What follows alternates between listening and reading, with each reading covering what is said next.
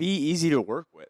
Like, if your coworkers like you, like Natasha's a perfect example. Natasha's just a fucking sweetheart. She comes in, she's nice to everybody. She never makes drama. She's never like prima donna about anything. And True, she, when you stir the pot. yeah. Yeah, I you mean, know that one, like. Natasha doesn't even know how to make a margarita. But That's false. I work with you. I definitely know how to make a margarita. It's because I tomato sauce, mozzarella. and I know because I batched them on Thursday night. Oh, there you go. Yeah, that's right. I'm You know how I'm kidding. you know how to pour a batch margarita. Working overtime, serve beer at a Bushwick dive, just trying to stay alive, but it's so damn hard. But I will not worry, though life ain't going as I planned. I heard it'd be hard, but it's so much harder. Well, I keep doing the best I can, best I can.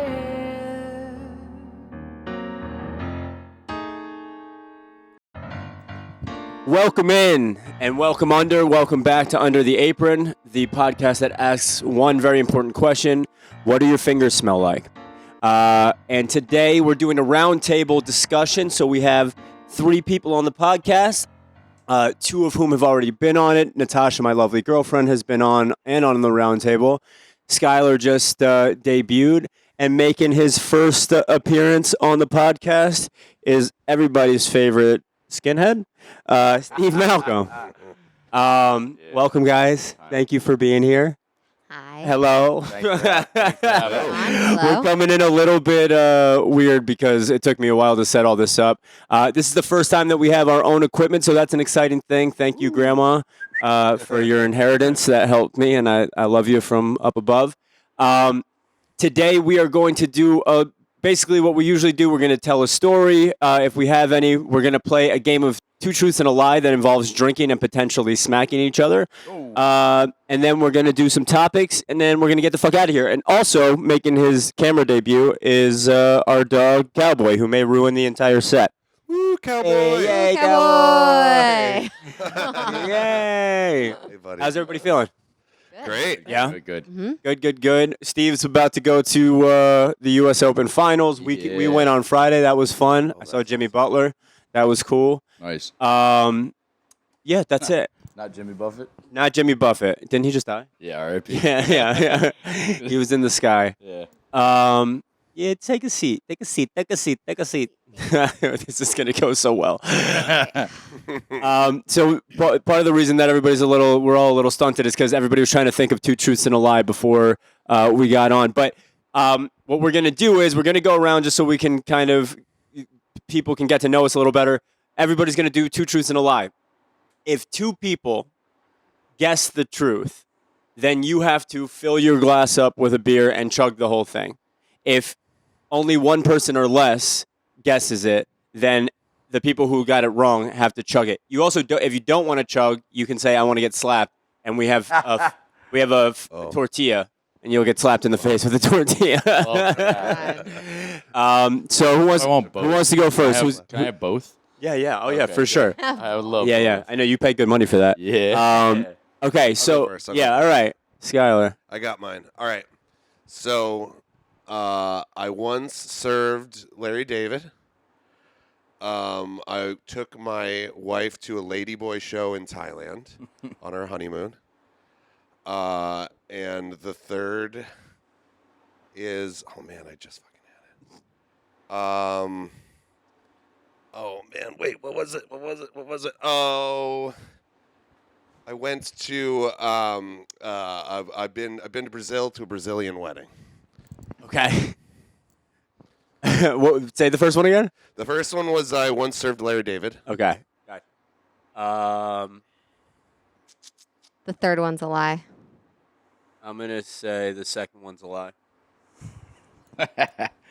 I'm going to say the third one's a lie. Oh my God. You got it right. Hey! Yeah, because it wasn't a ladyboy show. It was a ping pong show. Hey, yeah, come dude. on. I Come I on. was going to get you with that. That's why on I you, did man. it. You're racist. You think all people who play ping pong are ladyboys? That's Yeah. fucked up. But All right. I did take my wife to a ping pong show, and she did see ping pong balls get launched out of vagina. She was very uncomfortable. So that means Natasha is not playing with the rules because she's got places to be. But you either have to chug your beer or get slapped with the tortilla. Which one would you like? I choose beer first. Okay. Do you have a beer? I will. All right. Grab a beer. We're doing great, baby. Okay. While he's doing that, Natasha, do you have your 2 truths and a lie? Yes. Okay. Let's hear it. Okay. I once served Bruce Willis. I once lived in Europe. And I'm adopted. Tasha, everybody knows what's that mean. All right, you guys answer first, because I know for sure. Am I guessing the lie? Yeah, you have to guess the lie. So Bruce Willis lived in Europe or adopted. Yeah, chug that, by the way. Chug that. Trying to change the subject. I'll go. I think it was. I think you didn't live in Europe. Great. I was going to guess that one too. She's not adopted, so you guys both have to. I knew that. I just need another drink. Does she, Right. What the fuck? does she not have adopted energy?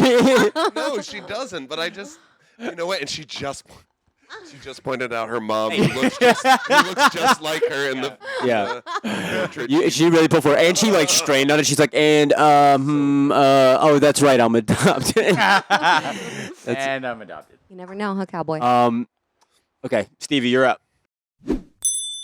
I once sailed a boat to Key Largo. I have served. I once served Danny DeVito, and It's the third one. I was not born in the United States. Oh. It's Fuck. You know what? Because I know you're born in Canada. It's the first one. It's No, Key Largo. Yeah, it's Key Largo. it's the third one.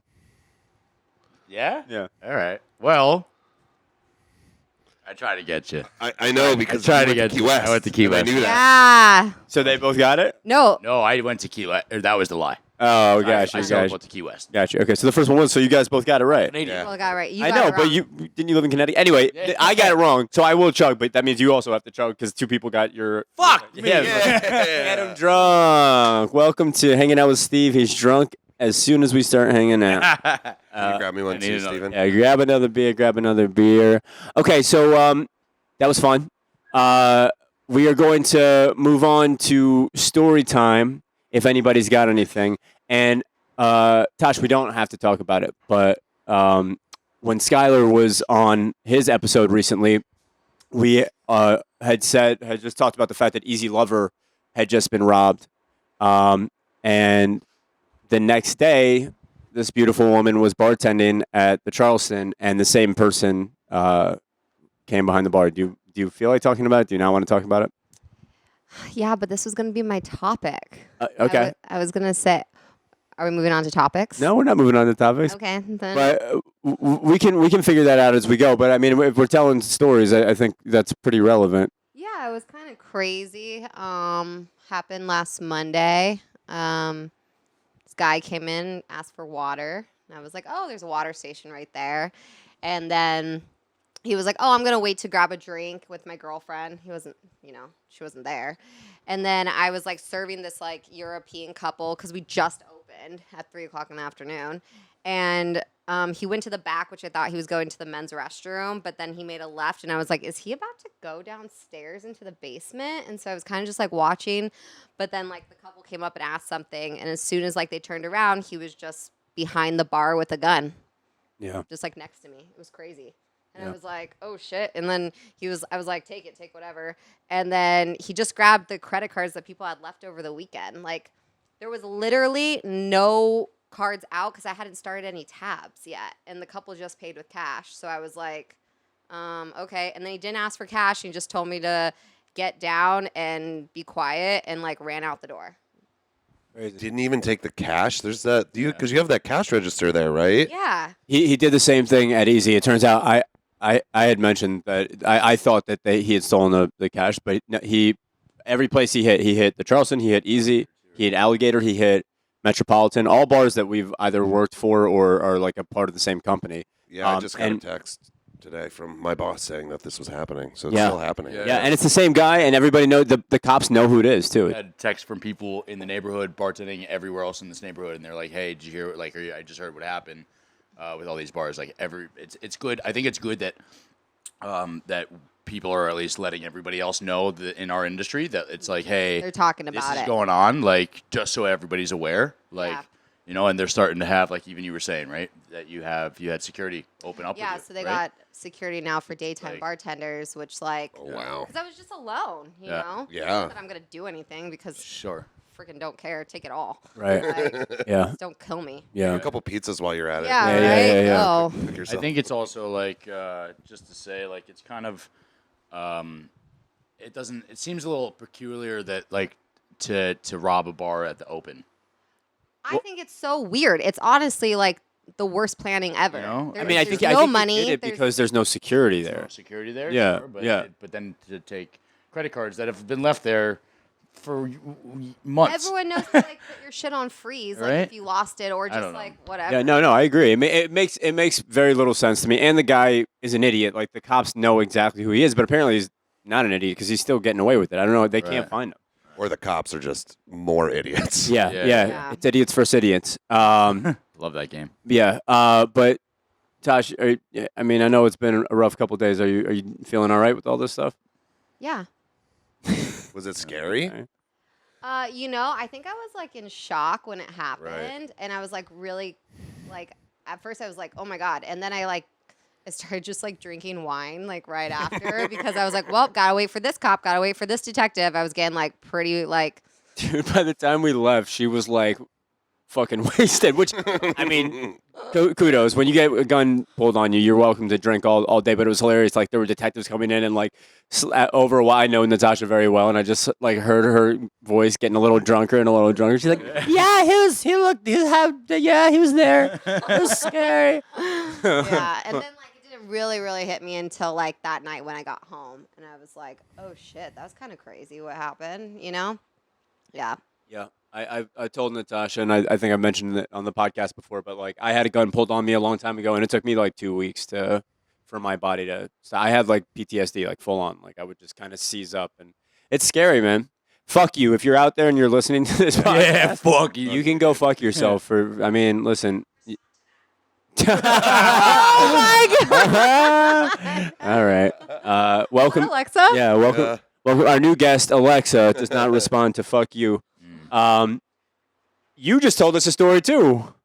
Did What happened to you this past week in your service life, with Mr. Danny. Mr. Danny? Yeah, it was cool. We I mean, I've realized this like maybe since I moved to New York, but especially in this industry, like just running into celebrities, like big celebrities, right? And it's happened a couple times more so that I've moved to New York, and just at the bar with their family, and it's like you kind of like I was working the pizza place, right? And yeah, Danny DeVito comes in and he just sits down and with his wife and I think his kids maybe, and just four of them having dinner, and it's like, I don't know, this man was the nicest man I've ever met. Like, it's just like there's another human being. He's Danny fucking DeVito. Danny fucking DeVito. Danny What a fucking G. DeVito. I wanted to Painting offer. of him up on our wall. I do want to. I would. Yeah, I love offered him.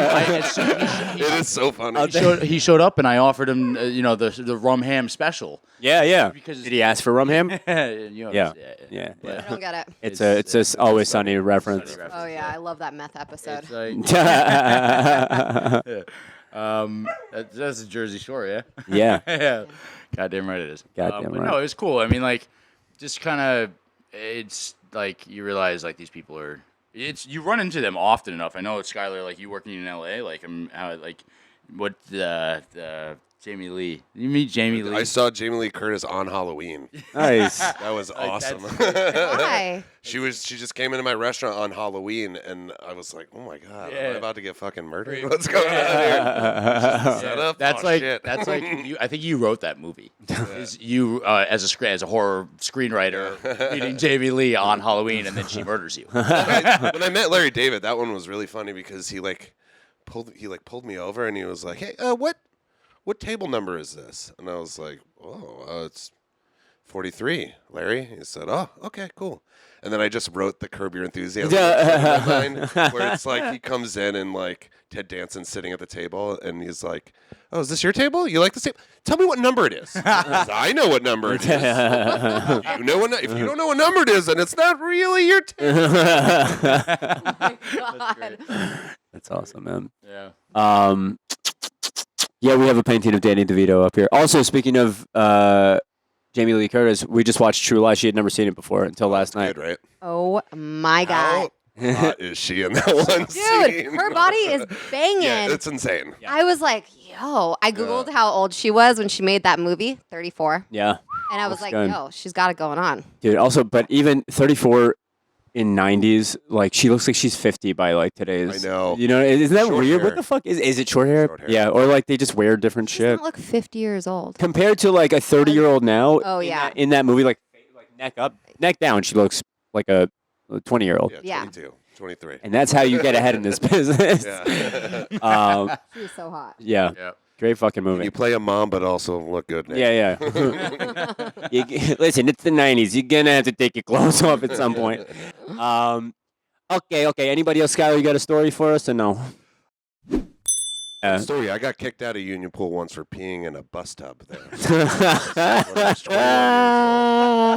What? That is why Union Pool I is was fun. peeing, when I you're was 21 peeing years in Yeah. the bus tub because the line for the bathroom. So I was peeing in the bus tub. I get a tap on the shoulder. The security guy is like, "You're gonna have to go," and I was like, "All right, boss, you're gonna have to give me like one more minute. I'm halfway through this piss, man. I'm sorry.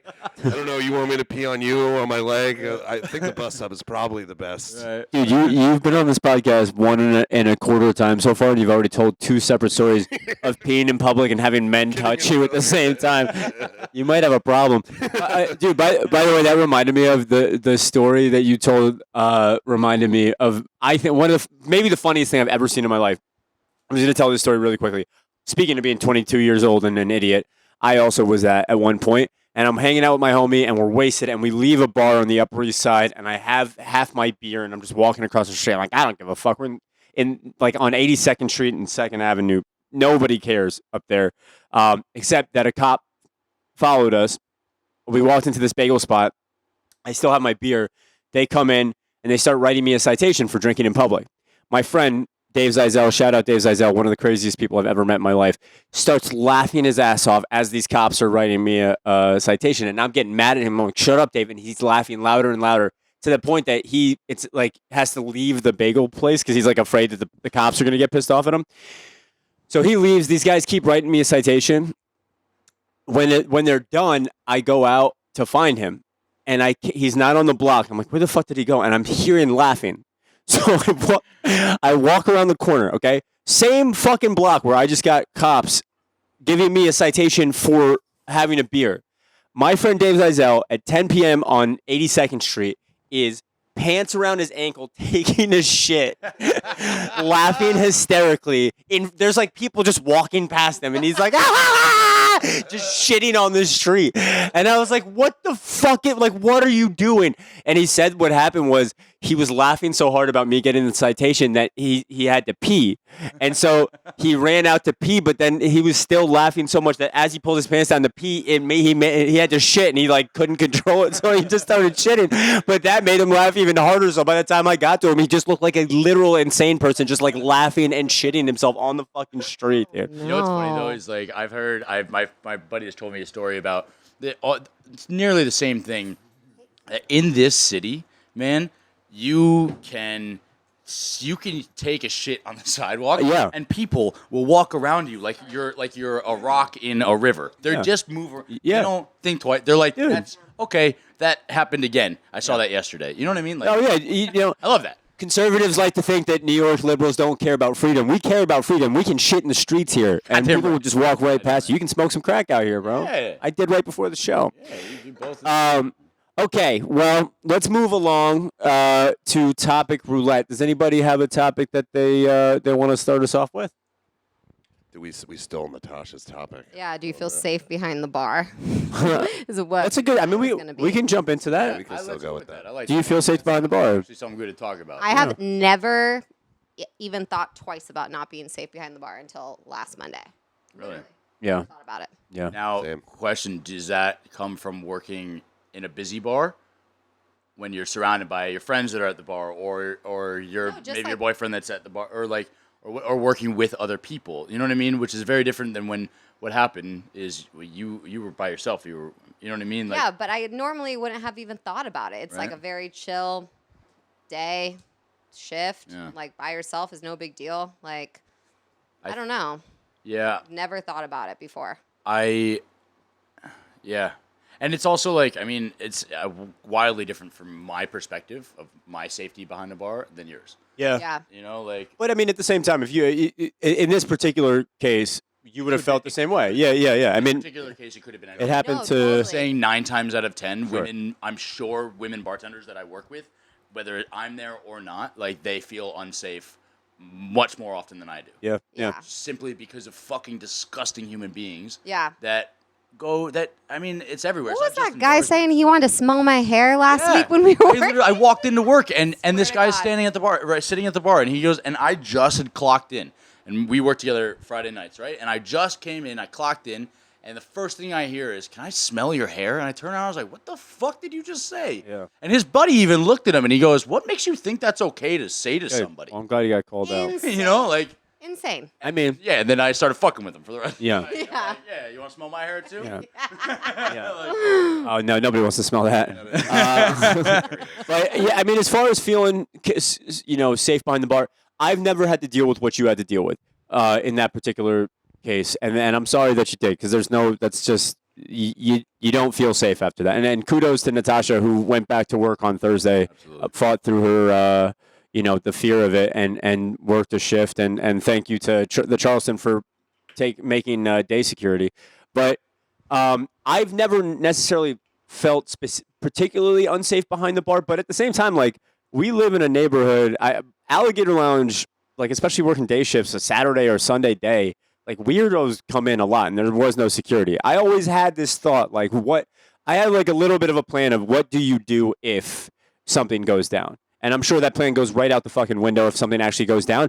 But it's always in the back of my mind that something could happen. And even if there is security, like, I've seen brawls break out where it's like, yo, man, if there were a couple more guys, like, security's not going to be able to handle it. And then we have to jump in. And then, like, who the fuck knows what happens after that? So, even at a bar that I worked at, not to disclose anything. yeah. Are you talking about when you were Superman over the bar? I've never seen someone jump I- over the bar The like bar that. and took somebody out of there because what was security doing? They were asleep in the asleep in the fucking freaking corner! They were asleep. Sleep in the corner. They were asleep. This is at the And bar I that we work had at. to, and I had to hop over the bar and drag somebody out. That's not my fucking job. That's not. You Nor just see should- him look, and then he like.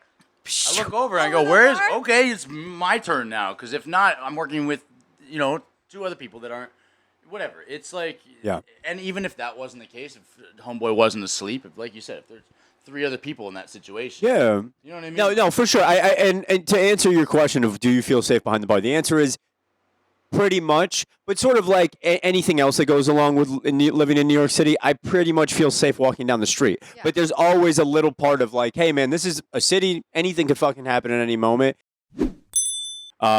Okay, let's move on to the next topic because we're on a clock before this guy's got to go try to break into the U.S. Open. Anybody got a topic they want to bring up next?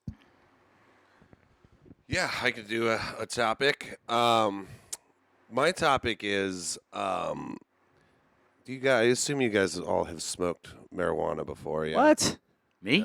Crazy. Do you guys ever? Do you want to smoke right now? You guys ever smoke weed before? What he's saying Yeah. is, do you have any weed? Yeah, I've got weed, dude. I've got weed. I know a guy. I used to go high. So I used to go high to my first job ever. I worked at Brooklyn Bowl, and I went high every day because in my brain I was like, okay, if I go high, as I started, I was like, if I go high, that's just they'll think that that's me. Sure. And then when I don't get high, they'll be like, oh man, he's really on his shit today. He's really on the Get your ball. picture at the DMV. And then Good thinking about it. when I left Brooklyn Bowl, my boss was like, dude, I loved working with you.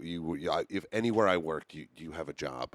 As soon as you stopped coming to work high every day, like you really showed up. I was like, you knew the entire freaking time. Fuck. Yeah. So wait, what's your question? My question is like, you find it's conducive to work? I don't find it's that conducive. I don't. high, depends. high or drunk or anything like. Drunk, I feel is conducive to work. I'm better. I'm a hate- better bartender when I'm a little tipsy. I hate bartending when I'm drunk. Me too. I hate it. I can't do. I Me neither. I think for me, both weed and alcohol, and cocaine. No, not cocaine. Coke actually never. I've realized it's even if I think it's helping me because I'm like tired or whatever. I realize in retrospect I'm always fucking. It makes me angrier and more agitated and less like effective. But it's like in life. yeah, in general. Yeah. You guys want any? But booze and weed, there's a balance. Like a beer or two, or one shot, or a hit off of like a very light joint is just enough to take the edge off. Because if I'm fully sober, it can be a tough place to be behind the bar. But you really have to find that balance of just enough that like you feel better and you're a little bit more in a better mood and willing to shoot the shit, but not so much that you're, No, being wasted is never helpful. Yeah. But being like a little tipsy, it's like I want to talk to people. Like this is the exact moment where I'm like, hey, you let's turn fucking into flirty Yeah. mode. yeah. I'm like, Ladies. Yeah. Come smell this finger. yeah, I'm exactly. feeling that.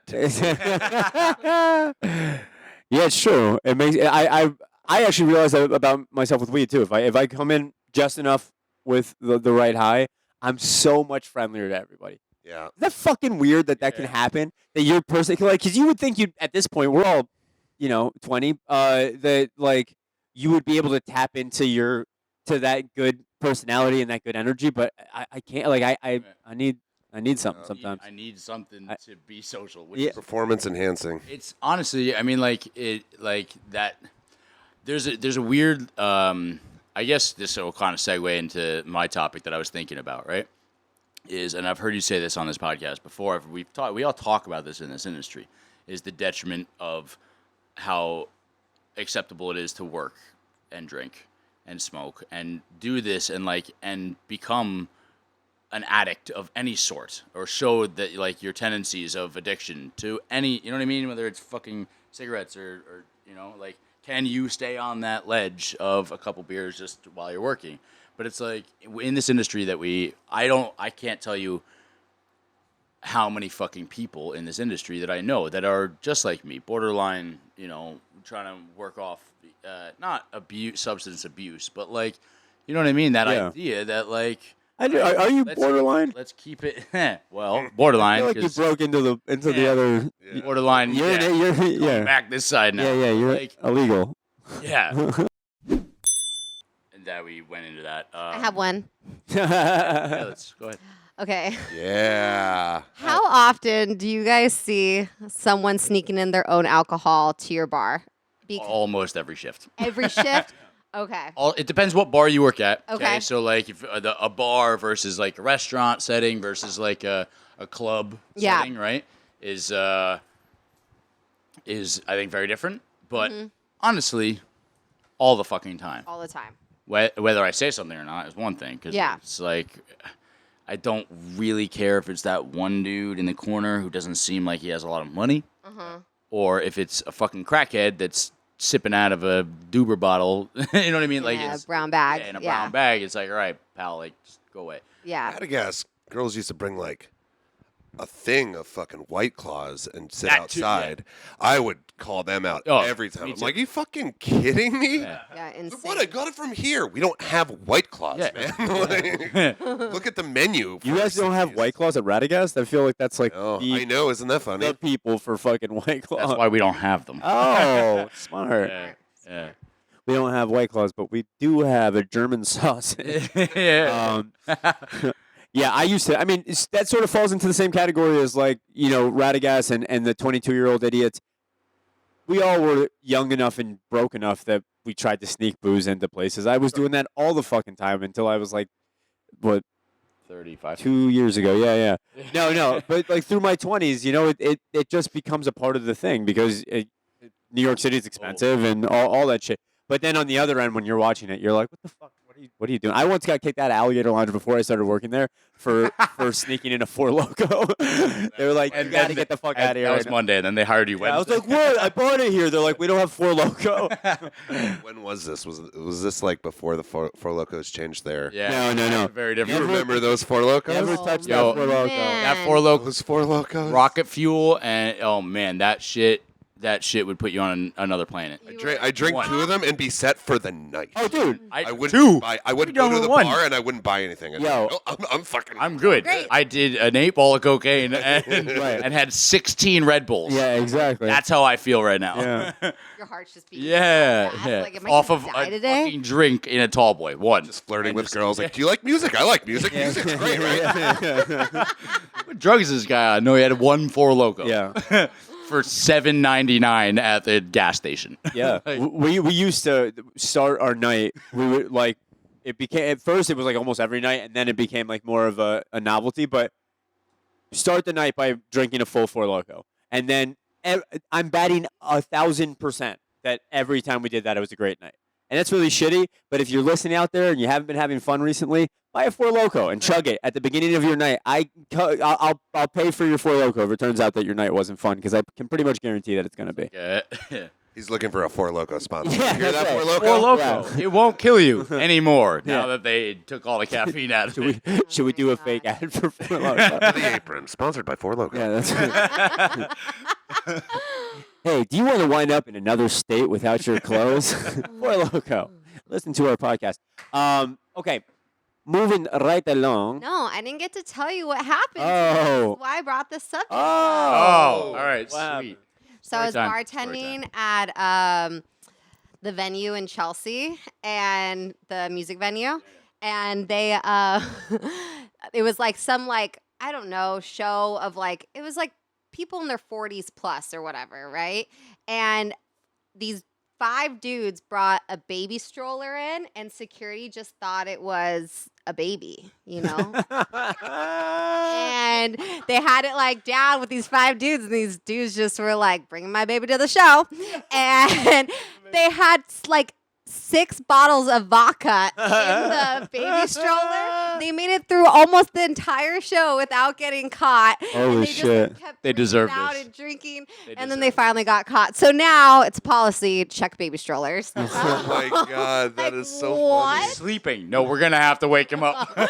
So crazy. Dude, that's amazing. Yeah. That's genius. honestly. Ingenuity, Yeah. like when you get away with it. Like I saw some fucking TikTok where these people were at a festival, and this guy walks up and sits next to them, and he goes, "Hey, sorry, I just got to do something real quick." And he starts digging into the ground, and they're like, "What are you like digging deep?" And then just starts pulling bottles out, and then he like turns to him, he's like, "Yeah, we came here 2 weeks ago and fucking buried these." Like if you're thinking that, you win. Drink the booze. Whatever you want. Yeah, yeah. Shove a Four Loco down my pants. Got a I wonder- giant dong. Yeah. No, that's just my giant dong. Yeah. Do you want a giant dong? Drink Four Loko.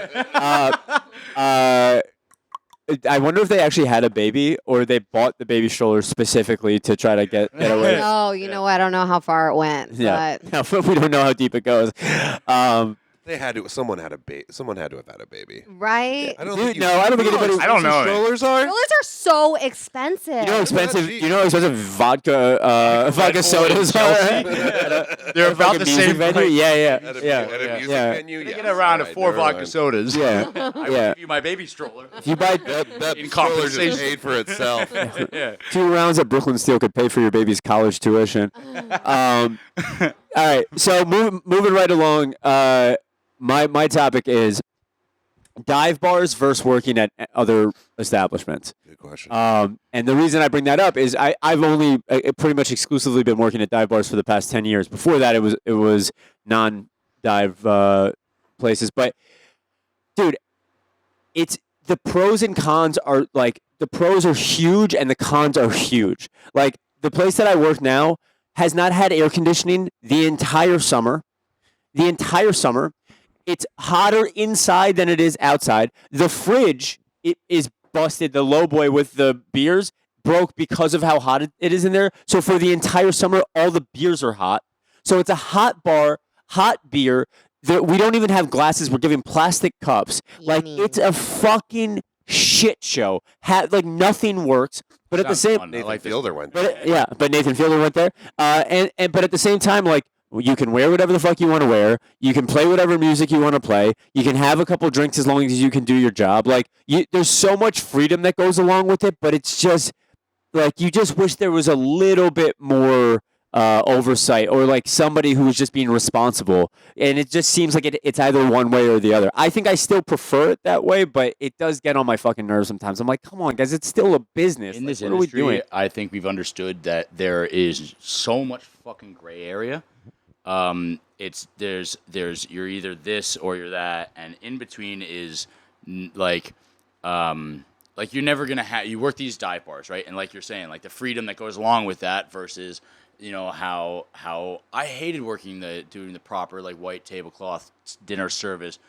Showing the label of the wine to do the dumb. fucking, and I hate, and like, sure, I can do it, and you can make money doing it, but like, I don't fucking care to do that when I get yelled at over a fucking, because I didn't pour water correctly. Go fuck yourself. Yeah. Yeah. Like, screamed at, like I'm a child. Yeah. Yeah. Like, that is far, but like, like, how far that goes and how far the other side goes, like, the in-between is so much gray area in this industry that, like, to find a balance is near impossible. Yeah, I think. it is. I agree. I think so too. And it is like, I don't know. It's, Dive bar all day. Yeah, I mean, Every Yeah, day. my career trajectory has slowly just been moving towards dive bar my entire life. Yeah. My first been job, slowly moving toward a dive bar. besides Brooklyn Bowl, we take Brooklyn Bowl out of it. I was just a busser there, whatever. But the first place I bartended at was this place called Tavern in Los Angeles. This is where I saw all those celebrities. So this was like fine, almost fine dining, right below fine dining. And then it went to, I worked at a bar in UCLA that was like trying to do that but not doing it very well, and then Radagast, and now I'm at these other bars that are like, but these other bars do it really well because there's like they own a couple of them, so they've really got it down to a fucking science. Yeah. So that AC is never going to be broken. You know what I mean? Like they do have oversight, but their whole vibe is dive. You know, so they love leaning Vibe into is that. dive. That's a t-shirt. That's a t-shirt for sure. Out of my fucking The floor. vibe is dive, baby. The vibe's alive. Yeah, this is like one of my favorite places this is one of my favorite situations I've worked for because it's exactly what I like. You get a little bit of It's structure, like and that also structure. No, that's perfect. Like that's perfect. But unfortunately, a lot of dive bars rare. aren't like that. It is what it is. I agree. I'd still take dive bar every day. I started my career. I never cared enough. This was never my main focus. But I was like, as long as I'm doing this, I guess I'll like work at fancier and fancier places as my resume allows and as I can get the right jobs. And was just like less and less and less happy. To Steve's point, so many managers who are like barking down your throat over shit that doesn't matter when you're like, Linda, you're fucking drunk on 2 bottles of wine. You don't even know what's on the 3 p.m. on a menu. Tuesday. Right. Nobody fucking likes you, but that's why you're yelling at me because you failed as an actress? Like, suck my fucking dick. And then one day, it just happenstance, I was in need of a job and said, fuck it, I'll take a couple shifts over at Alligator while I'm trying to get my shit together. And it just, overnight, I'm like, I'm making more money. Nobody's yelling at me. I feel like I can be myself, like all of that shit. Like, it really is. Unless you're trying to build some sort of resume, if you're just in the service industry looking to make some money as you go, dive bars are the shit. And like, I think a lot of people overlook it because they think you need some sort of like, what are you like? It doesn't look good on your resume. Fuck your resume. Like, it doesn't matter. You're making money and you don't feel like an asshole. You're not wearing a bow tie. So it doesn't says that? necessarily not look good on your I resume. know, I was gonna Yeah. say, who says that? If it's a dive bar that people know, People know it. Yeah. they're like, "Oh, cool, you worked. I've been there on a fucking Sure. really big. You Yeah. handled If you're that. trying to you know? if you're trying to work in a Michelin restaurant in Midtown, they don't necessarily care about your dive bar experience, but like you cater your resume to where you're fucking Yeah, trying to apply anyway. Yeah. You know what I mean? Yeah, I lie on my resume all the time. All the time. Yeah, that's a good question. Do you lie on your resume? All the time is the right answer. Yeah. Do that. Yeah. I actually, that kind of segues into this topic that I actually was thinking about is I just want to talk about job security, right? Jobs good one. with this industry, Sure. job security is, like you said, if you're in this industry just to make a couple bucks, if you're in college and you're just like, you're like half-time, like full-time at school and need to make, like work Friday, Saturdays, or if it's like, if you make a living off this or you're an artist or whatever it is, like job security is irrelevant in this industry. Yeah. In a way where you never know, they could fire you tomorrow. We're at will employees, right? You can fire for no reason. They could just, hey, we're going to take you off this shift forever.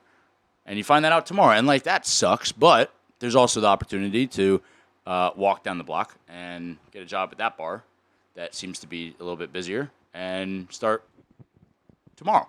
You know, like, My God, my favorite story is fucking Valerie.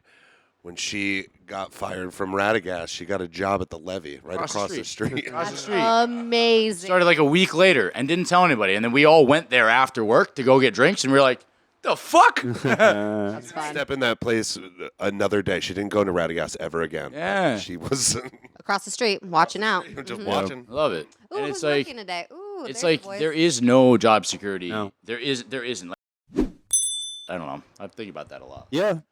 Yeah. I mean, it's just a fact of life, you know, when it comes to this industry, is that you can lose your job at any moment. Yeah. I think that the closest thing you have to job security is making sure that you're sort of irreplaceable.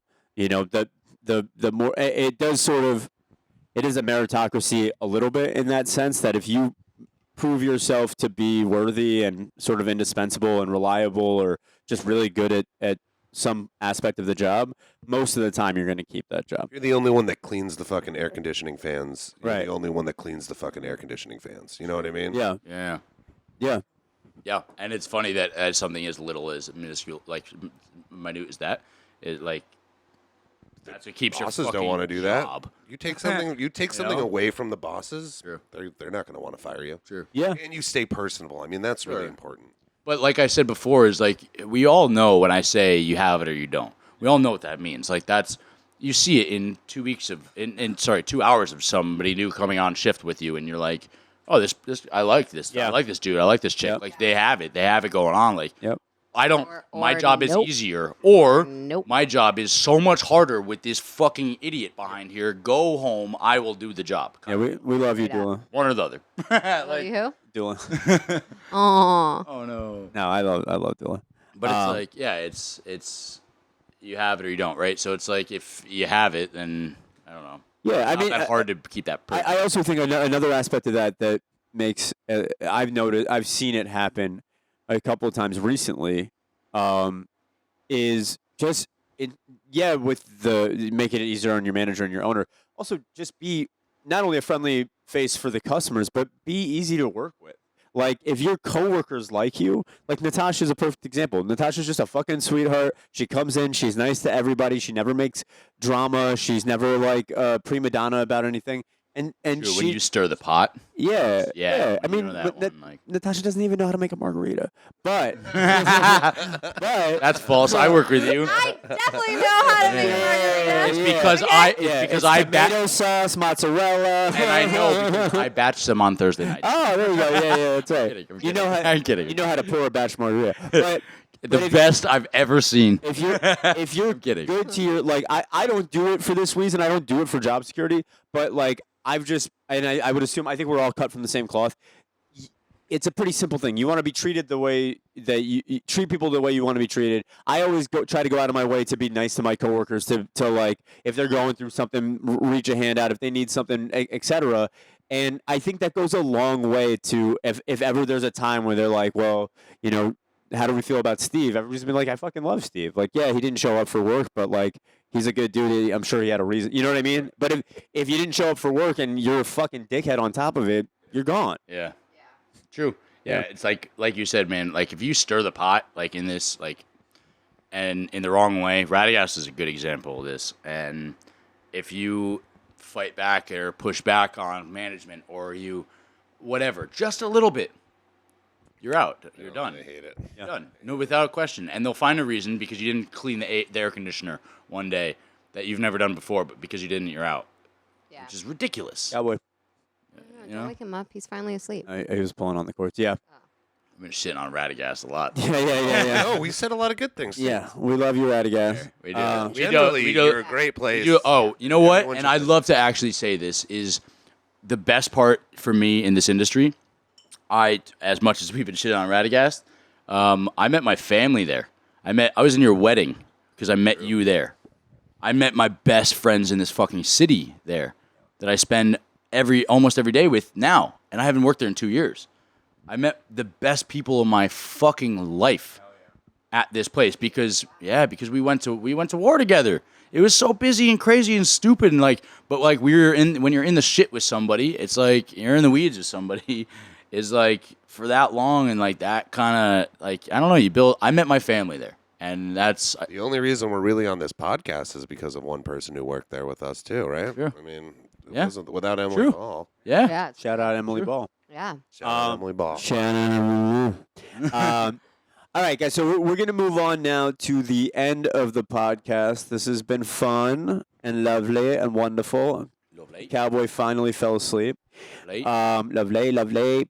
I have a question for everybody. It's going to be like, the Chris Marcello's Fast Five, except instead of Fast Five, it's just a question for everybody around the bend. If you had to have sex with one celebrity of the same gender as you, who would it be? Yeah. I'll start. Idris Elba. Luther. Oh, yeah, he's so hot. Yeah, Yeah. but he's Yeah. not a girl, so you can't use him as your answer. Yeah. I'll go next. Idris, if you're listening. Man, Danny DeVito is such a nice guy. Have sex with Danny DeVito. He's so nice. Yeah. Yeah. Taking it from Danny, or you giving it to Danny? You can't give it to Danny, dude. He's too Danny, You old. can't give it to Danny. You got to take it. He's too old, bro. Yeah, you got to show You him got to your let him love. hop up. I think Show him you love him. I think he's nice enough though. We can work something out. Yeah, both. He's a great switch guy. it Really enjoyed meeting him. He has a total crush on him. Yeah, I can see it. Yeah. I'm not the one with the painting in my Yeah. The baby Danny. baby I'm Danny gonna wake up DeVito. tomorrow and the pain's gonna be gone. You're gonna have it over your bed and you're gonna be like, I love this man. The album work for this episode is gonna be that. Yeah. Oh, yeah. Yep. That's what's happening. Mine's Bill Hader from a truly artistic perspective. Okay. I love his mind. Yeah, you guys I go think for the he's mind, funny. huh? And I think he could do some fun impressions while we're boning, which would be fun. Yeah. You know? What would turn you on if You give for him Bill what Hader to- If he throws out his Jabba the Hutt impression while we're Yeah. on my butthole. Hey, Jabba the butt. Jabba the butt. Tashi. Eva Mendes. Eva Mendes. Hey, Yeah. that's the top of my list for women, and mine is the top of the list for men. Sick. Yeah. Love Oh, that. I just hit mine too. All right, guys, this has been fun. Anybody have any last words? Nay. Danny DeVito. Yeah. I mean, We don't end on a joke in this one? We can if you want to.